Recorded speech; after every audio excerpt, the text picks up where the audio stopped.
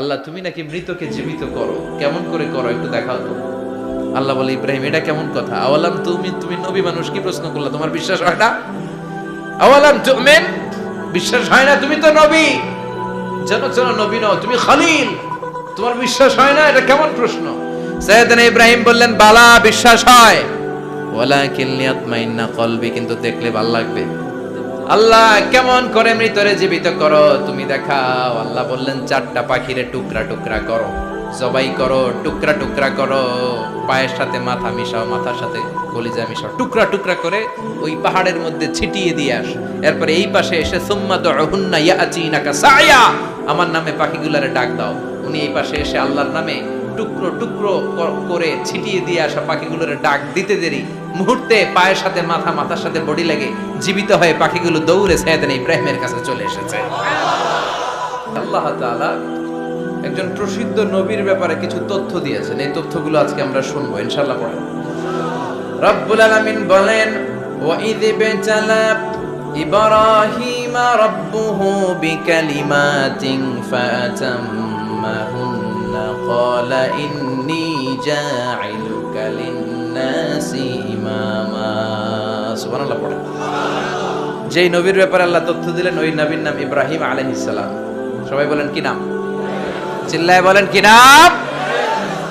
আল্লাহ বলেন নবী স্মরণ করুন সেই সময়ের কথা যখন আমি আমার খলিল ইব্রাহিমকে অনেকগুলো বিষয়ে পরীক্ষা করেছিলাম, আর আমার খলিল ইব্রাহিম প্রতিটা পরীক্ষায় গোল্ডেন এ প্লাস পেয়েছে। প্রতিটা পরীক্ষায় সফলতার সাথে আমার ইব্রাহিম উত্তীর্ণ হয়েছে। আর ফলাফল স্বরূপ আমি বলেছি ইন্নী জাইলুকা লিন-নাসি ইমামা। ইব্রাহিম এতগুলো কঠিন পরীক্ষা নিলাম, একটাও ফেল মারলাম না, সবগুলাই পাস। যাও, এর বদৌলতে তোমার আমি গোটা বিশ্বের মানুষদের ইমাম বানায় দিলাম। ইমাম মানে নেতা। ইমাম মানে কি? নেতা। নেতা হওয়া এত সহজ না। আগুনে পুড়িয়ে পুড়িয়ে যেমনি খাঁটি সোনা বানানো হয়, তেমনি কষ্টি পাথর দিয়ে যাচাই করে করে পরীক্ষা করে করে আল্লাহ তাআলা সাইয়েদনা ইব্রাহিমকে এই মর্যাদার আসনে বসিয়েছেন। আল্লাহ বলে অনেকগুলো পরীক্ষা আমি নিয়েছি সাইয়েদনা ইব্রাহিমকে। আল্লাহ যারে পছন্দ করে বেশি তার জীবনে পরীক্ষাও। বিশ্বনবী বলেন আশাদ্দুন নাসি বালাআন আল আম্বিয়া। এই দুনিয়ার বুকে সবচাইতে বেশি পরীক্ষা নেয় আল্লাহ নবীদের। সুম্মাল আমসাল ফাল আমসাল, তারপরে সিদ্দিকিনদের, তারপরে শুহাদাদের, তারপরে সালিহিনদের। ইবতালার রাজুলু আলা হাসাবি দীনিহি, যেই ব্যক্তির দিনদারি বেশি তার জীবনে পরীক্ষাও। বিশ্বনবীর আল্লাহ সান্ত্বনা দিচ্ছেন নবী, ওরা আপনারে গণক বলে, ওরা আপনারে জাদুকর বলে, ওরা আপনারে কবি বলে, ওরা আপনারে পাগল বলে, কিন্তু আপনি হতাশ হবেন না। একটার পর একটা পরীক্ষা আপনার উপর চেপে বসেছে, এগুলো দেখে ভয় পাওয়ার কোনো কারণ নাই, কারণ মুমিন ভয় পায় না। চিল্লায় এখন ঠিক কিনা? ও নবী আপনি বিচলিত হবেন না, হতাশ হবেন না।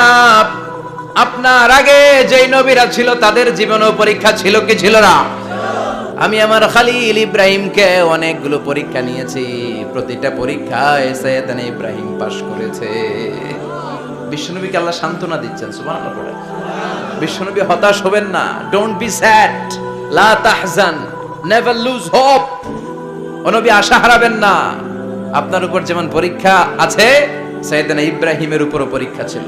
সবার উপর আমি পরীক্ষা নেই। আপনারে ওরা কবি বলে গালি দেয়, গণক বলে গালি দেয়, জাদুকর বলে গালি দেয়, পাগল বলে গালি দেয়। যুগের ব্যবধানে এই গালিগুলো আছে, কিন্তু নামগুলো চেঞ্জ হয়েছে। চিল্লা এখন ঠিক কিনা? এখন আমাদেরকে কবি বলে না, গণক বলে না, পাগল বলে না, এখন আমাদেরকে বলে কাঠ মোল্লা, এখন বলে রাজাকার, এখন কয় যুদ্ধাপরাধী। গালি আছে না নাই? গালির ভার্সন চেঞ্জ হয়, ট্যাগ লাগানোর সিস্টেম চেঞ্জ হয়, কিন্তু ট্যাগ আছে না নাই? আল্লাহ নবীর সান্ত্বনা দিয়ে বলে নবী ভয় পাবেন না, চিন্তিত হবেন না। আপনার যেমনি পরীক্ষা আমি নিচ্ছি, সাইয়েদনা ইব্রাহিমের আমি পরীক্ষা নিয়েছি। আর প্রতিটা পরীক্ষায় আমার Ibrahim Khalil golden A plus, first class first, global award পেয়েছে। আর এর ফলাফল হিসেবে আমি ইব্রাহিমকে বলেছি ইব্রাহিম তোমার আমি নেতা বানাই দিলাম। আল্লাহ put Sayyidina Ibrahim in some test, in some test. Everyone has to face test. প্রত্যেককেই টেস্ট এন্ড ট্রায়াল, পরীক্ষার সম্মুখীন হতে হয়। এন্ড সাইয়েদনা ইব্রাহিম successfully overcome all the tests. Allah said, Ibrahim, I'm gonna make you the leader. সুবহানাল্লাহ পড়ে। একটার পর একটা পরীক্ষা আল্লাহ নেয়ার পরে যখন দেখলেন একটা তো ফেল করে না, আল্লাহ খুশি হয়ে বললেন, যাও, ইন্নী জাইলুকা লিন-নাসি ইমামা।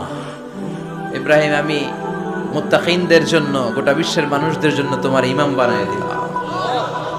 কত পরীক্ষা যে উনি ওনার জীবনে দিয়েছেন, কত কঠিন রাস্তা যে তিনি পাড়ি দিয়েছেন তার কোনো শেষ নাই। সর্বপ্রথম পরীক্ষা ছিল ইলকাউহু ফিন্নার, অগ্নি পরীক্ষা। কি পরীক্ষা? নমরুদ বলল, ইব্রাহিম ঈমান ছেড়ে দাও, তাহলে জানে বেঁচে যাবা, নাইলে আগুনে ফেলবো। সাইয়েদনা ইব্রাহিমের এক কথা, জীবন যাবে কিন্তু ঈমান যাবে না। ঈমানের পথে অবিচল থেকে আমার মরণ যেন হয়, তোমারই কাছে মিনতি আমার, তোমারই কাছে মিনতি আমার। মহামহিম দয়াময়, ঈমানের পথে অবিচল থেকে আমার মরণ যেন হয়। পড়ে না আরো জোরে পড়ে না আমিন। নমরুদ বলে, ঈমান ছেড়ে দাও, তা না হলে আগুনে ফেলবো। সাইয়েদনা ইব্রাহিম বলে, জীবন যাবে কিন্তু ঈমান যাবে না। তার মানে আগুনের পরীক্ষায় পাস। চিল্লায় বলেন, আগুনের পরীক্ষায়। পরীক্ষা নাম্বার 2, একটার পর একটা পরীক্ষা নিতে আল্লাহ শুরু করলেন। আল্লাহ বললেন, ইব্রাহিম যাও, কলিজার টুকরা সন্তানকে আর হাজারকে, আমরা ওনারা ডাকি বিবি হাজরা, আমরা কি ডাকি বাংলাদেশে, আসলে নাম কি হাজার, যাও তোমার স্ত্রী হাজারকে আর ইব্রাহিমকে মক্কার ধুধু প্রান্তরে ফেলে দিয়ে আসো। ওখানে মানুষ নাই, প্রাণী নাই, জনমানব শূন্য, দেখি আমার কদ্দুর ভালোবাসো। বলতে দেরি, টু শব্দ নাই, মরুভূমিতে ফেলে দিয়ে আসলেন। তার মানে পরীক্ষা নাম্বার 2তেও, কথা বলেন, 2তেও।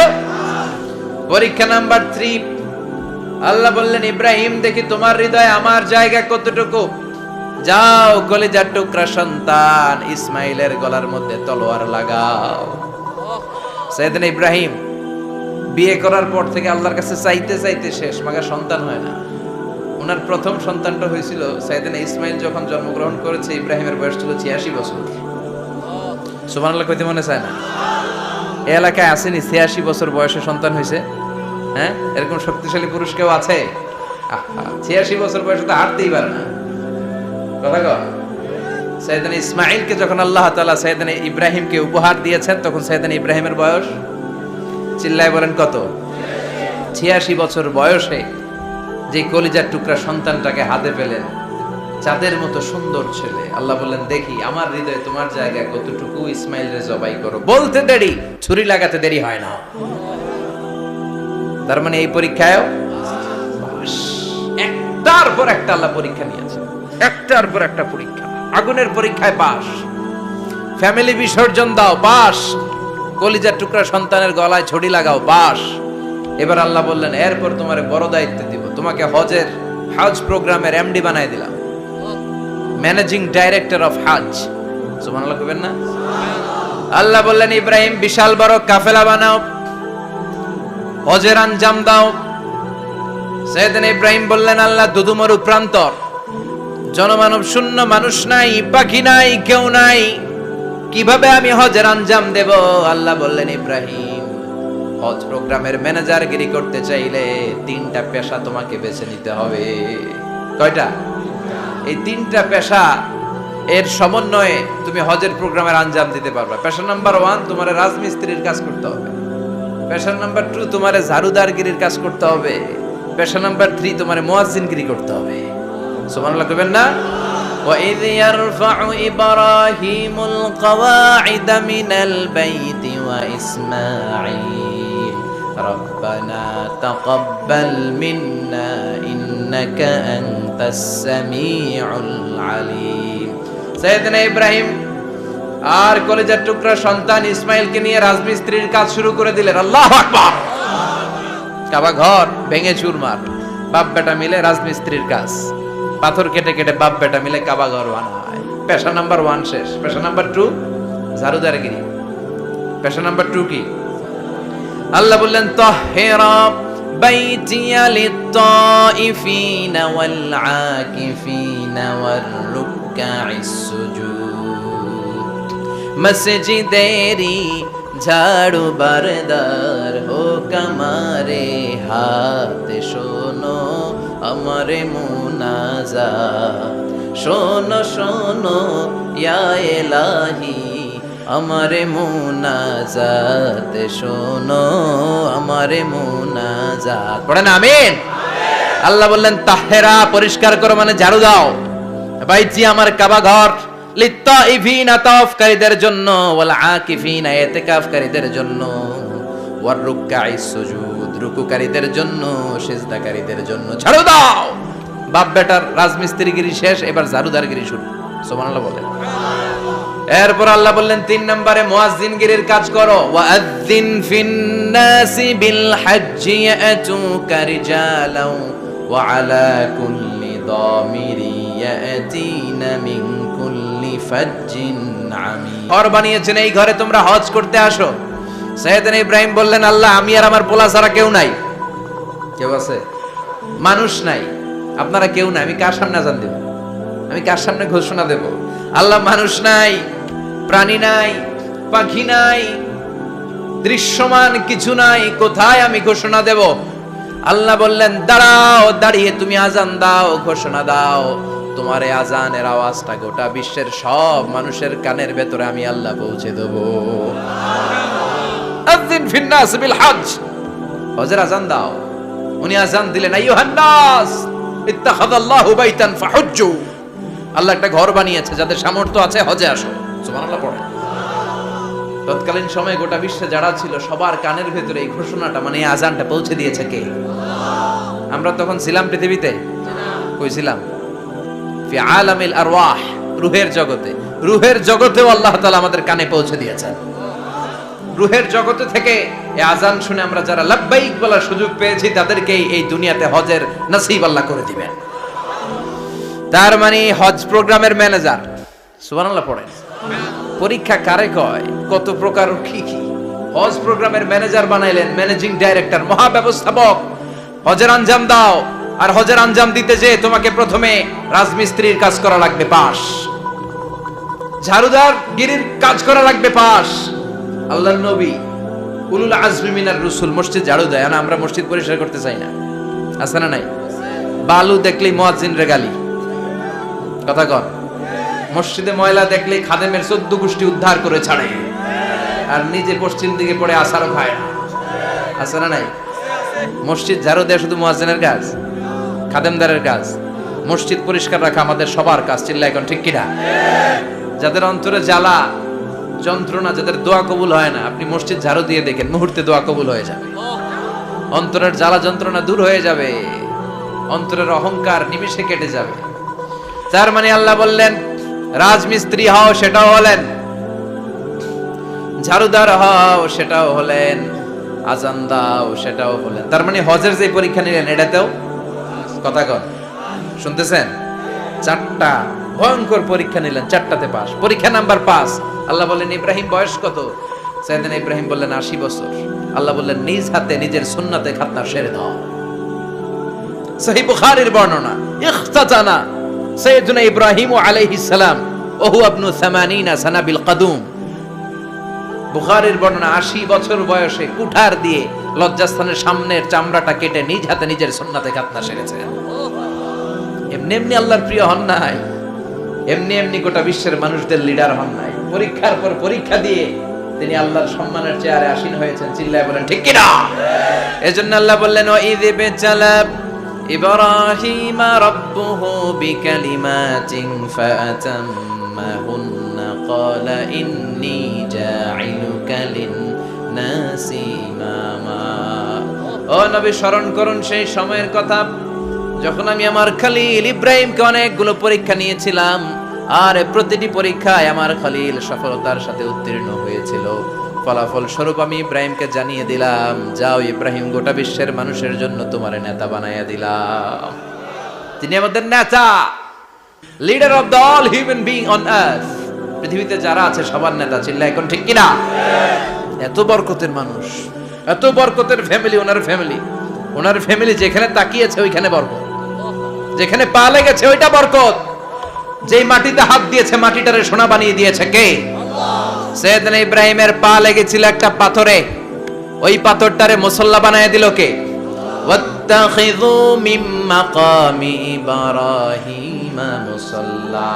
আল্লাহ বললেন ইব্রাহিমের দাঁড়ানোর জায়গার পাথরটারে তোমরা মুসল্লা বানিয়ে নাও। হজ করছেন কারা কারা দেখি, অথবা উমরা? আরো বাড়ছে উমরা করতে, মাশাআল্লাহ। যাদের হাত ওঠে নাই এরাও যেন আল্লাহ অতি শীঘ্রই হজ করতে পারে, উমরা করতে পারে। আরে কি বরকতের জায়গা, আল্লাহ বারবার নসিব করো তুমি, কি বরকতের জায়গা।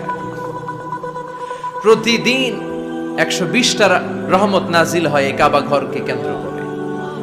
সিত্তুন আলী তাইফিন, 60টা রহমত যারা খালি তাওয়াফ করে। এই তাওয়াফের ইবাদতটা ওই জায়গা ছাড়া পৃথিবীর কোথাও করা যায়? কথা বলেন। এজন্য 60টা রহমত যারা তাইফিন তাওয়াফ করে, আর 40 লিল মুসাল্লিন, আর 40টা রহমত যারা কাবা ঘরে নামাজ পড়ে। 40 আর 60 100, বাকি রইল কয়টা? বলা 20 লিন নাযিরিনা ইলাল কাবা। বাকি 20টা যারা তাওয়াফও করে না, সালাতও পড়ে না, খালি কাবা ঘরের দিকে তাকায় থাকে। কাবা ঘরের দিকে ফেল ফেল করে তাকায় থাকলো, আমলনামায় 20টা রহমত নাজিল করে কে? এত বরকতের ফ্যামিলি। সৈয়দনা ইব্রাহিম সন্তান হলো ইসমাইল, স্ত্রীর নাম হাজার। 3 জনের ফ্যামিলি, চিল্লায় বলেন কয়জন? এই 3 জনের ফ্যামিলির এত বরকত, যেই জায়গায় হাত লেগেছে জায়গাটারে বরকতময় করেছে কে? যেখানে পা লেগেছে বরকত দিয়ে ভরে দিয়েছে কে? সৈয়দনা ইব্রাহিম রাজমিস্ত্রিগিরি যখন করতেছিলেন, বানাতে বানাতে আর নাগাল পায় না। আল্লাহ বলে এই পাথরটার উপরে দাঁড়াও। উনি দাঁড়ালেন, এবার যতটুকু উপরে ওঠা লাগে পাথরটা অটোমেটিক্যালি উপরে উঠে যায়, যতটুকু নামা লাগে অটোমেটিক্যালি নিচে নেমে যায়। পৃথিবীর কোন পাথরে আপনি ইচ্ছা মতো লাথি মারলে এখানে পায়ের দাগ পড়বে?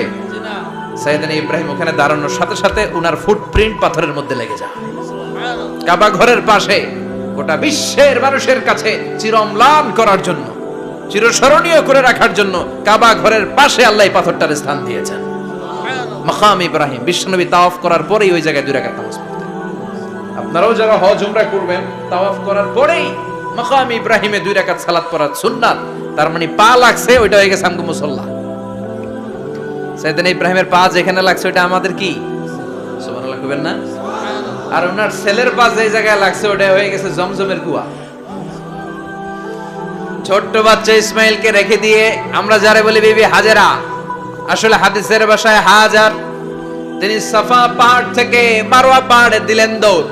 কোথায় পানি? পানি নাই। মরুভূমির বালির মধ্যে সূর্যের তাপ যখন পড়ে যায়, মরিচিকার মতো ঝলসানির একটা দৃশ্য ভেসে ওঠে, মনে হয় সাগরের পানি, আসলে পানি নাকি। তিনি সাফায় যায়, যে দেখে পানি নাই। মারওয়াতে যায়, যে দেখে পানি নাই।